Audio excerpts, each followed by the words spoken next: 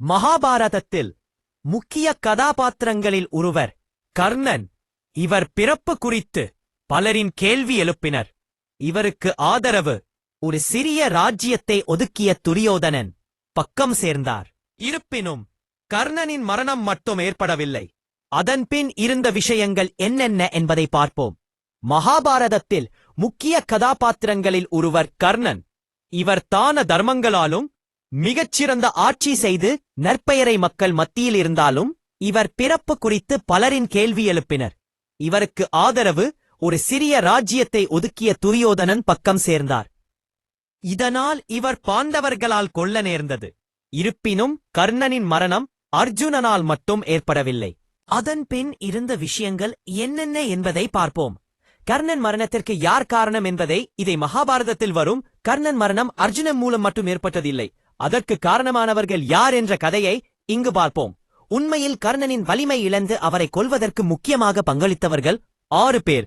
அவர்களை வரிசையாக பார்ப்போம். மகாபாரதத்தில் நீங்கள் அறியாத பல அற்புதமான கதாபாத்திரங்களின் கதைகள். முதலாவதாக பரசுராமர்.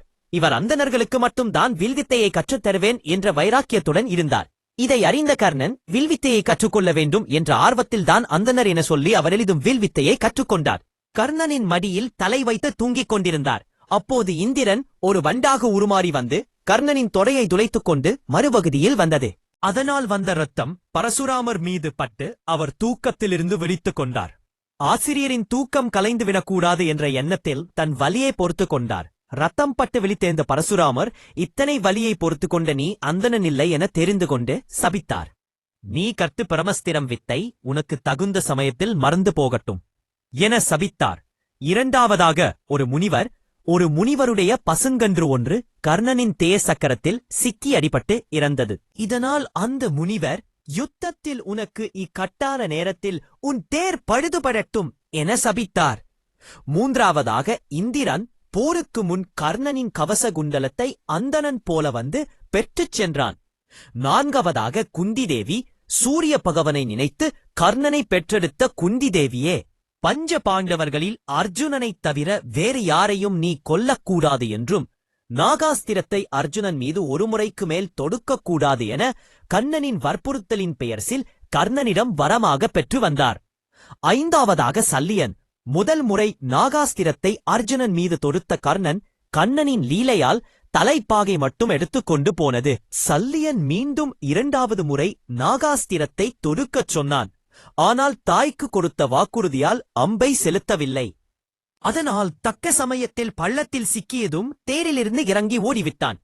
ஆறாவதாக கண்ணன் செலுத்திய நாகாஸ்திரம் அர்ஜுனனை தாக்காதபடி சரியான நேரத்தை தேரை தரையில் அழுத்தியதால் தலைக்கு வந்த அம்பும் தலைப்பாகை மட்டும் வீழ்த்தி சென்றது. அது மட்டுமல்லாமல் இந்திரன் மூலம் கவசகுண்டலத்தையும் குந்தி மூலம் நாகாஸ்திரத்தை ஒருமுறை பயன்படுத்த வேண்டும் என்ற வரம் கர்ணன் வீர காரணமாக இருந்த பல காரணங்களுக்கு பின்னால் இருந்தார். கர்ணனின் உயிர் பிரிந்தது எப்படி? கடைசியாக தான் செய்த தர்மங்களால் போரில் அர்ஜுனனின் அம்பால் தாக்கப்பட்டு உயிருக்கு போராடி கொண்டிருந்தாலும் உயிர் பிரியவில்லை. கடைசியாக கர்ணன் அவனது அனைத்து புண்ணியங்களையும் யாசித்து பெற்றான். அதன் பின்னரே கர்ணனின் உயிர் பிரிந்தது.